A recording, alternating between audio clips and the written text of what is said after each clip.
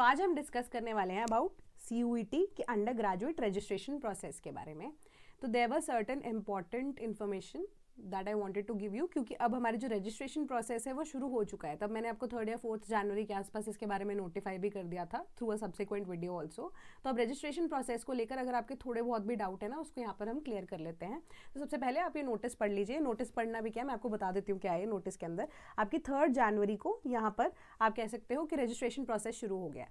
And सबसे पहली बात कि आपका जो रजिस्ट्रेशन प्रोसेस है वो सिर्फ और सिर्फ ऑनलाइन मीन्स के थ्रू ही होगा। कोई भी ऑफलाइन तरीके से अगर आपको लगता है कि आप अप्लाई कर पाओगे तो वो चीज़ पॉसिबल नहीं होगी। ठीक है। दूसरी चीज़ ये है कि लास्ट डेट आपकी सबमिशन की, जो मैंने आपको लास्ट वीडियो में भी बताया था, वो कब है, 31 जनवरी है एंड 11:50 तक है। तब मैंने आपको यही बोला था कि 15 से 20 जनवरी तक आप प्लीज़ अपना कोई भी जो भी आपका फॉर्म है अगर आप भरना चाहते हैं उसको प्लीज़ भर लीजिए, कि लास्ट के डेज पर रिलाई मत करना। कई बार जो गवर्नमेंट साइट है वो कई नहीं भी चलती है, तो उस टाइम पर एक्सटेंशन जो है वो मिल पाना उस केस में पॉसिबल नहीं है। इन केस अगर आप फॉर्म को जमा कर चुके हैं एंड आपको लग रहा है कि आपने कुछ एरर कर दिया है, तो उस गलती को ठीक करने के लिए एक विंडो भी यहाँ पर CUET यानी कि NTA नेशनल टेस्टिंग एजेंसी जो है वो आपको प्रोवाइड करने वाली है 2 फरवरी को। ठीक है। तो अब 2 फरवरी से 4 फरवरी के बीच में, ठीक है, 4 फरवरी को भी 11:50 से पहले पहले आप प्लीज़ इसको यहाँ पर चेक करके, अगर कोई भी ऐसा लगता है कि चेंजेस करने की रिक्वायरमेंट है वो आप कर सकते हो। बाकी डेट ऑफ एग्जामिनेशन, ठीक है, तो मैं न्यूज़पेपर आर्टिकल कल एक गो थ्रू कर रही थी, उसके अकॉर्डिंगली उन्होंने बोला कि मार्च के अंदर आपका पेपर होगा। ठीक है, मार्च में आपका पेपर यहाँ पर नहीं है। हमेशा अगर आपको कुछ न्यूज़पेपर में मिले उसको रिलाई करना इतना इंपॉर्टेंट नहीं होता, उसके ऊपर आपको क्या करना है, वेबसाइट पे ऑफिशियली जाकर चेक करना है। ठीक है, तो मार्च में आपका पेपर यहाँ पर नहीं होने वाला है। जो अभी के अकॉर्डिंगली एक्सपेक्टेड डेट है आपका पेपर का, वो कौन सा है, बिटवीन 11 to 31 में टेंटेटिवली। ठीक है, तो जब तक यहाँ पर ऑफिशियली आपको नोटिफिकेशन नहीं आ जाती है तब तक आप ये मार्च वाली डेट को कंसिडर नहीं करेंगे। आप आराम से अपने बोर्ड्स के एग्जाम दीजिए। ठीक है, तो आपका पेपर जो है वो मई के अंदर कंडक्ट होगा, ना कि मार्च के अंदर। तो इस चीज़ को ध्यान में रखना। देन कोई भी अगर आपको प्रॉब्लम यहाँ पर आती है, कोई भी चीज़ समझ में नहीं आ रही है, तो CUET.NTA.nic.in इज द वेबसाइट। वहाँ जाकर आप जो भी आपके डाउट्स हैं उससे रिलेटेड जो इन्फॉर्मेशन है वो वेबसाइट पे आपको डायरेक्टली मिल जाएगी। बिल्कुल सिंपल सी ये वेबसाइट बनाई हुई है, इसका इंटरफेस भी बिल्कुल सिंपल है, तो डायरेक्टली आपको सारी की सारी चीज़ें जो हैं वो वेबसाइट पे मिल जाएंगी, कोई भी अगर आपका डाउट होता है तो। अब एक्स्ट्रा चीज़ आपकी जो ये नोटिफिकेशन के अकॉर्डिंगली यही बताई गई है कि एलिजिबिलिटी की रिक्वायरमेंट को स्ट्रिक्टली आपको पढ़ना पड़ेगा। ठीक है, एंड जो लिस्ट है पार्टिसिपेटिंग यूनिवर्सिटीज़ की वो डायनेमिक है। डायनेमिक का मतलब यही है इस नोटिफिकेशन के अकॉर्डिंगली कि हर एक यूनिवर्सिटी कई बार ऐड होती है, कई बार पार्ट बनती है यूजी का, CUET NTA के अंडर यहाँ पे कवर होती है, कई बार नहीं भी होती है। ठीक है, that depends upon the university itself.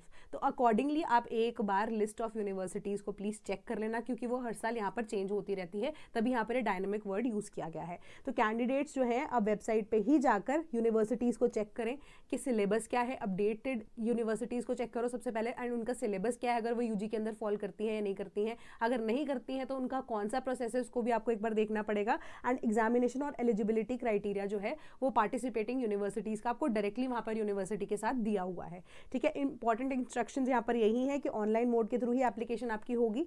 Then कोई भी एप्लीकेशन जो है सिर्फ और सिर्फ एक ही बार भर सकता है कैंडिडेट। ऐसा नहीं है कि आपने एक एप्लीकेशन भर दी तो आप दूसरी एप्लीकेशन को भी यहाँ पर फिल करके डाल दो कि दोनों में से कोई एक में तो सही हो ही जाएगा। ऐसा अगर आप करते हो तो आपके डिस्क्वालिफिकेशन के चांसेस बढ़ जाते हैं। ठीक है, तो ये चीज़ को आपको नहीं करना है। एंड जो कैंडिडेट्स हैं they must follow the instructions जो कि हैंड आउट के अंदर आपको दी गई हैं।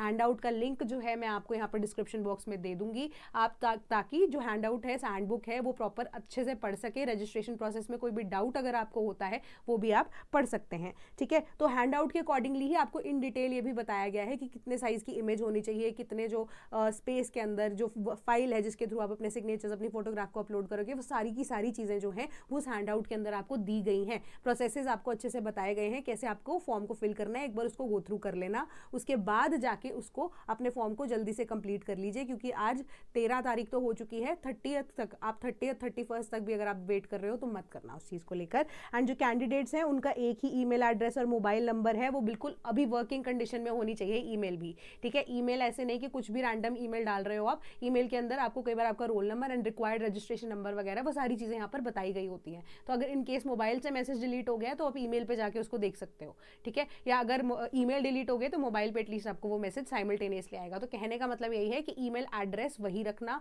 मोबाइल नंबर वही रखना जो कि वर्किंग कंडीशंस के अंदर है, ठीक है। एंड ऑनलाइन एप्लीकेशन जो है अपने खुद के पेरेंट्स या गार्डियन से भरवाइए, ठीक है, या फिर एक सारी इंफॉर्मेशन या कम्युनिकेशन जो है एनटीए के द्वारा ईमेल के थ्रू ही या एसएमएस के थ्रू ही बताई जाएगी। तो कोई और एडिशनल आपको इन्फॉर्मेशन मिलती है तो उसके ऊपर प्लीज रिलाई मत करना अनटिल अनलेस या तो आपको इन्फॉर्मेशन एसएमएस या ईमेल के थ्रू ना आई हो या आपको वेबसाइट के ऊपर थ्रू नोटिफिकेशन ना आई हो, ठीक है। अगर नोटिस जो है उसके अंदर कोई भी चेंजेस है वो वहीं पे वेबसाइट पे ही होगा, उसके अलावा कोई भी ऐसी इन्फॉर्मेशन के ऊपर, जैसे मार्च में पेपर हो रहा है फॉर एग्जाम्पल, इस पर मत जाइएगा।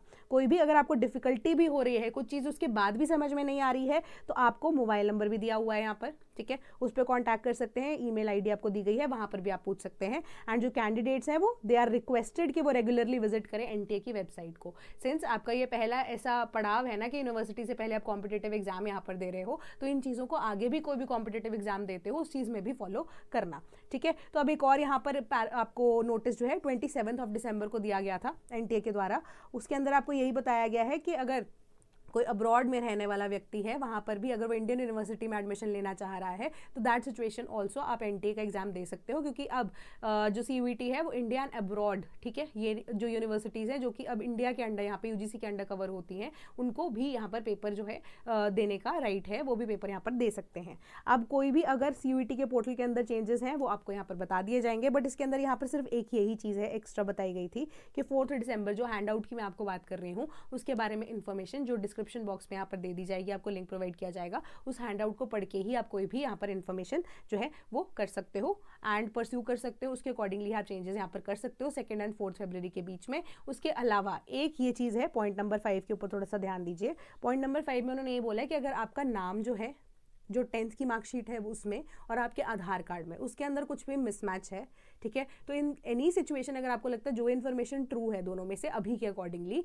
ठीक है, तो आप अगर 10th की इन्फॉर्मेशन आपको लग रही है कि वो बिल्कुल सही है तो आप 10th की मार्कशीट दे सकते हो, ठीक है, as a proof of identity. वेराज अगर आपका आधार कार्ड में इन्फॉर्मेशन सही है तो आप आधार कार्ड को यूज़ कर सकते हो as a proof of identity, ठीक है। तो इन केस में आपको यहाँ पर ऑप्शन दी गई है। तो अगर आपका क्वेश्चन या क्वेरी यही थी, इसके रिगार्डिंग ही थी, तो अब आप 10th की मार्कशीट को इन दैट सिचुएशन यूज़ कर सकते हो, ठीक है। तो आपको करना क्या है, जो भी रेलेवेंट डॉक्यूमेंट्स है उसको एक बार गो थ्रू कीजिए, उसके अकॉर्डिंगली ही उसमें अपलोड कर सकते हो आप सारी की सारी इन्फॉर्मेशन। तो ये एडिशनल इन्फॉर्मेशन मैं देना चाह रही थी सीयूईटी को लेकर आपको। सो अब अगर आपको कोई भी इनमें से सब्जेक्ट है, ठीक है, एंड पीवाईक्यूज अगर आपको फटाफट से रिवाइज करने हैं सॉल्व पीवाईक्यूज, तो हमारे पास ई बुक्स की अवेलेबिलिटी है। तो यहाँ पर आपको एनसीईआरटी की ही लैंग्वेज में चीज़ें बताई गई हैं, आंसर्स को एक्सप्लेन किया गया है, ताकि आप समझ पाओ कि किस डेप्थ में जाकर चीज़ें छोटी छोटी जो हैं उसके अकॉर्डिंगली आंसर का डिफरेंशिएशन बहुत देखने को मिलता है यूजी के पेपर के अंदर। तो आपको करना क्या है, हमारी वेबसाइट दैट इज www.sleepyclasses.com पे जाना है। ई बुक्स का कॉर्नर आपको वेबसाइट ओपन करते ही मिल जाएगा, वहाँ पर आपको सीयूईटी अंडर ग्रेजुएट के कॉलम में जाकर